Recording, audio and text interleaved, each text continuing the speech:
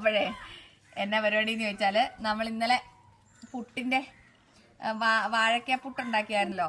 അന്നേരം ഒത്തിരി പേർക്ക് ഇഷ്ടമായിട്ടോ. അപ്പൊ കുറച്ച് കൊലയും കൂടി വെട്ടി നമ്മള് ഇണ്ടാ നല്ല മൂത്ത എന്റെ പൊന്നെ എല്ലാവർക്കും തേന് കാണിക്കാൻ. എന്തൊക്കെ അസുഖമാണെന്നൊന്ന് ആലോചിച്ച് നോക്കി. ഞായറാഴ്ച ആയിട്ട് ഒരു കുപ്പിക്കകത്തേക്ക് തേന് ഊറ്റി വെച്ച് പാത്രത്തിൽ നിന്ന് തേന് ഊറ്റി ഒരു കുപ്പി നിറച്ച് എടുത്തു വെച്ച് നടക്കുക. അതും പിടിച്ചോണ്ട് മര്യാദയ്ക്ക് കൊണ്ട് എടുത്തു വെച്ചോട്ടോ. അങ്ങനെ കുടിക്കാനൊന്നും പറ്റില്ല പിള്ളേർക്ക് ഉള്ള തേനെല്ലാം കൂടെ. കയ്യിൽ ഇച്ചിരി ഒഴിക്കട്ടെ. ഈ കയ്യിലൊഴിക്കാം. പിന്നെ എന്തൊക്കെ അസുഖങ്ങളാണ്. അപ്പം ഞാൻ കുറച്ചധികം എന്ത് ചെയ്യാന് ഏത്തക്കായുടെ പുട്ടുപൊടി ഉണ്ടാക്കാമെന്ന് വിചാരിച്ചു. ആർക്കെങ്കിലും നൈസ് പൊടി വേണമെങ്കിൽ പറഞ്ഞാൽ മതി കേട്ടോ. നമുക്ക് നൈസ് പൊടി ഉണ്ടാക്കാം കുഞ്ഞു പിള്ളേർക്കൊക്കെ കുറുക്കി കൊടുക്കാൻ. പക്ഷെ ഇപ്പം നമ്മൾ ഉണ്ടാക്കുന്ന പുട്ടുപൊടിയാണ് ഒത്തിരി പേർക്ക് ഒത്തിരി ഉപകാരമുള്ള സാധനം കേട്ടോ ഈ ഏത്തക്കയുടെ പുട്ടുപൊടി.